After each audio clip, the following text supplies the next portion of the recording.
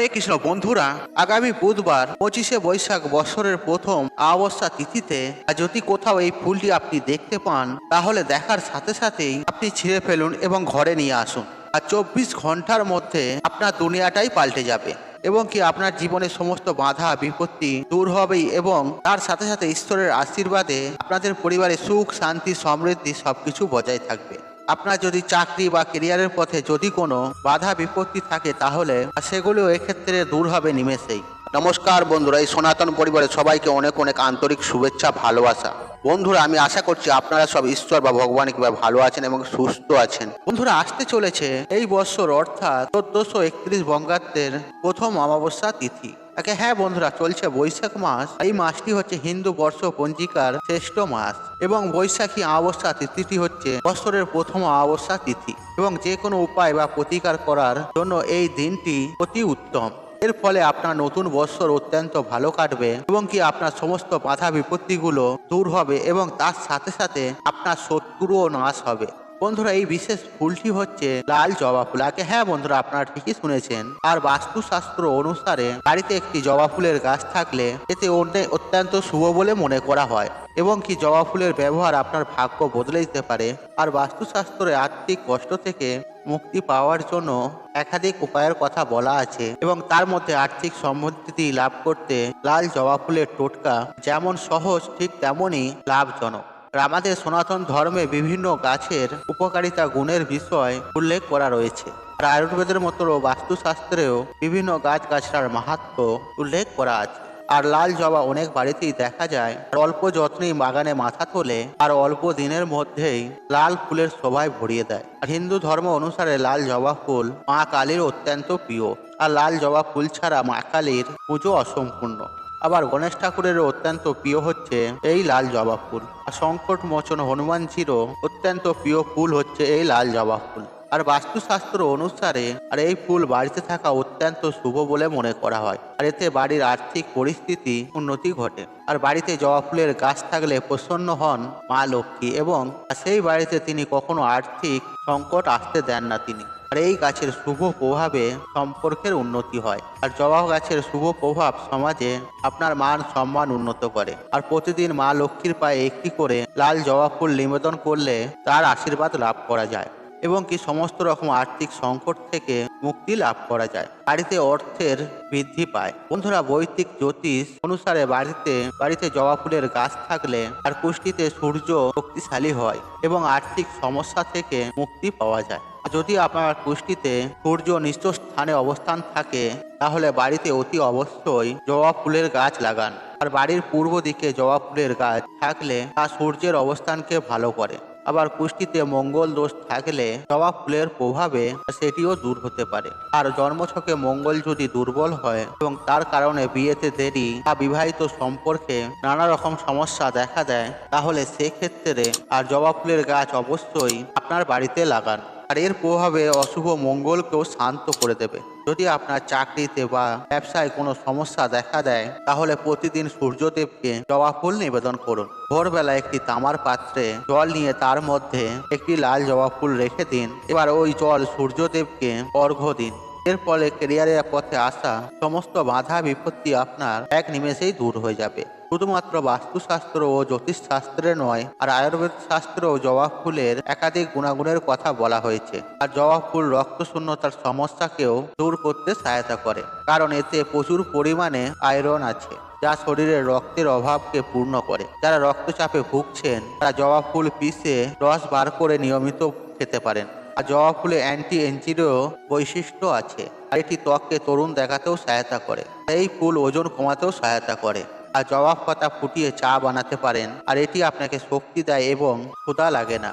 আর এর ফলে চর্বি কমে এবং ওজন কম হয়। তাছাড়া উচ্চ রক্তচাপ নিয়ন্ত্রণে করতে জবা ফুল কাজে লাগে। আর কিডনির নানা রকম সমস্যাতেও জবা ফুল ব্যবহার করা হয় চিকিৎসার ক্ষেত্রে।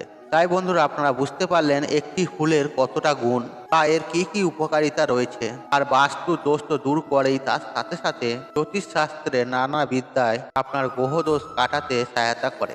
আর তাছাড়া আয়ুর্বেদ শাস্ত্রেও জবা ফুল একটি অনন্য উপকরণ আয়ুর্বেদ চিকিৎসার ক্ষেত্রে।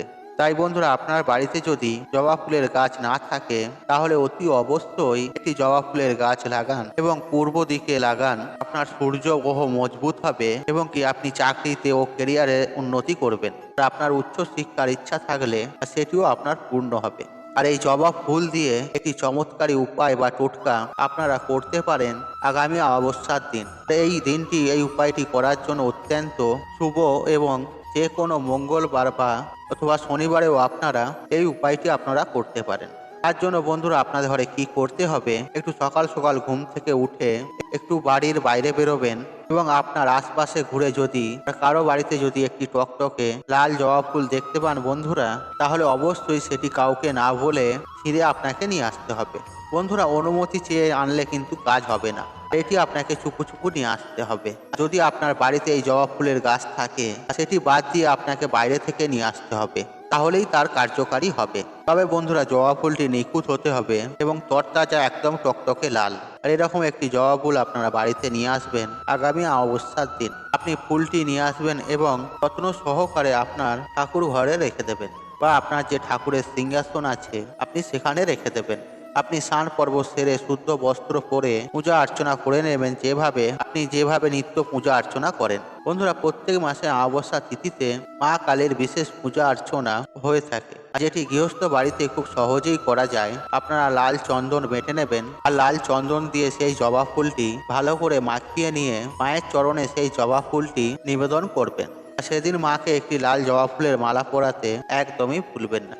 বন্ধুরা, আমরা অনেকেই বাজার থেকে জবা ফুলের মালা নিয়ে আসি, আর মালা কিনে নিয়ে আসার সময় খেয়াল রাখবেন প্রত্যেকটি ফুল অত্যন্ত তাজা থাকে। আর অনেক সময় এমন হয় যে কোনো শুকনো ফুল বা খারাপ ফুল দিয়ে মালা গেঁথে দেওয়া হয়। নিখুঁত 9টি ফুল দিয়ে যদি আপনি নিজের হাতে মালা বানাতে পারেন তাহলে অত্যন্ত ভালো। আর সেটি আপনার ঠাকুরের সিংহাসনে, যে আপনার মা কালীর বিগ্রহ আছে বা পট আছে, সেখানে মাকে অবশ্যই পরাবেন। আর যদি বন্ধুরা আপনার ঠাকুরের সিংহাসনে মা কালীর কোনো বিগ্রহ বা আলেখ্য না থাকে, তাহলে আমি বলবো সেই জবা ফুলটি নিয়ে আপনি আপনার নিকটবর্তী কোনো মা কালী মন্দিরে মায়ের চরণে অর্পণ করতে পারেন। সেই জবা ফুলটির সাথে একটি বেলপাতা এবং লাল চন্দন সহযোগে মায়ের চরণে সেটি নিবেদন করবেন। আপনার জীবনে যে দুশ্চিন্তা আছে, বাধা বিপত্তি আছে বা অর্থকষ্টে চলছেন, শত্রু আপনাকে ক্ষতি করার চেষ্টা করছে, আর সেই সমস্ত কথা মায়ের চরণে নিবেদন করবেন। আপনি সাধ্যমতো নৈবেদ্য মায়ের কাছে সাজিয়ে দেবেন, প্রদীপ ধূপকাঠি জ্বালিয়ে মায়ের পূজা অর্চনা করে নেবেন। বন্ধুরা, মায়ের চরণে রাখা মায়ের প্রসাদী এই লাল জবা ফুলটি আপনি সন্ধ্যেবেলা মায়ের চরণ থেকে সরিয়ে নেবেন এবং তারপর একটি লাল শালু কাপড়ে মুড়ে আপনার বাড়িতে যে কজন সদস্য আছে আর সেই ফুলটি সবার মাথায় ঠেকাবেন এবং আপনার যে ঘর সেটি পূর্ব দিক থেকে পশ্চিম দিকে 3 বার সেই ফুলটি ঘরের মধ্যে ঘুরিয়ে নেবেন। সব কটি ঘরের মধ্যে নিয়ে যাবেন, সবকটি ঘরেতে ভালোভাবে ঘুরিয়ে নেবেন এবং তারপর লাল শালু কাপড়ের পুঁটুলিটি, যেটি জবা ফুলটি আছে, যেটি আপনার বাড়ির মুখ্য দরজা বা সদর দরজা আছে, তাতে বেঁধে দেবেন।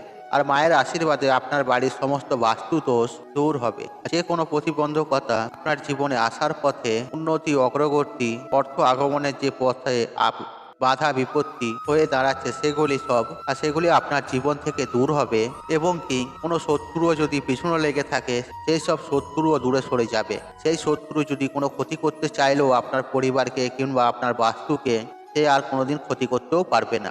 মা কালী সমস্ত বিপদ আপদ থেকে আপনার এবং আপনার পরিবারকে রক্ষা করবে এবং কি পরিবার থেকে রোগ জ্বালা যন্ত্রণা সমস্ত কিছু দূর হবে। বন্ধুরা, এই কাজটি আপনারা করে দেখুন। এই ফুলটি আপনারা 1 মাস যাবৎ এই ফুলটি আপনারা সেই স্থানে রেখে দেবেন, আপনার সদর দরজার সামনে, সদর দরজায় ঝুলিয়ে রাখবেন। বাড়িতে একটা অত্যন্ত ভালো ফল পাবেন। মা কালীর আশীর্বাদ ও কৃপায় আপনার সমস্ত বাধা বিপত্তি সবকিছু দূর হবে এবং কি আপনার বাড়ির খারাপ নজর থেকেও সুরক্ষিত থাকবে এবং কি কেউ আপনার বাড়িতে কোনো ক্ষতিও করতে পারবে না। এবং তার সাথে সাথে আমি যেটা বললাম, যে যদি চাকরিতে বাধা থাকে, বিপত্তি থাকে, তাহলে সেই লাল জবা ফুল দিয়ে অবশ্যই সূর্যদেবকে জল অর্ঘ্য দেবেন। এটি আপনাকে 30টি দিন করতে হবে। আর সকালবেলায় তামার ঘটিতে একটি লাল জবা ফুল নিয়ে সেটি সূর্যদেবকে অর্পণ করবেন আর অর্ঘ্য দেবেন। তাহলে দেখবেন আপনার ক্যারিয়ারের পথে বাধা বিপত্তি দূর হবে এবং ঘরের সমস্ত বাস্তুদোষ কাটানোর জন্য এই উপায়টি অত্যন্ত একটি শক্তিশালী উপায়। বন্ধুরা, মনে রাখবেন, আপনারা যে এই জবা ফুলটি মায়ের কাছে অর্পণ করবেন,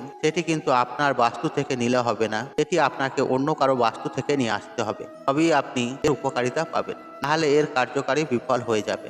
বন্ধুরা, আশা করছি এই ভিডিওটি আপনাদের ভালো লেগেছে। তাহলে ভিডিওতে একটি লাইক করুন, একটি কমেন্ট করুন, একটি শেয়ার করুন এবং বন্ধু বান্ধব আত্মীয়জনদের সাথে শেয়ার অবশ্যই করুন। মনে রাখবেন, আপনার একটি শেয়ার অনেক মানুষকে উপকৃত করে তুলতে পারে। আর আপনি যদি আমার চ্যানেল নতুন হয়ে থাকেন তাহলে চ্যানেলটি অবশ্যই সাবস্ক্রাইব করুন এবং পাশে থাকা অন, কারণ নিত্য নতুন ভিডিও সবার আগে দেখার জন্য। ঈশ্বর আপনার মঙ্গল করুক, আপনি সুস্থ থাকুন, নিরোগ থাকুন, আপনার দিন মঙ্গলময় হোক।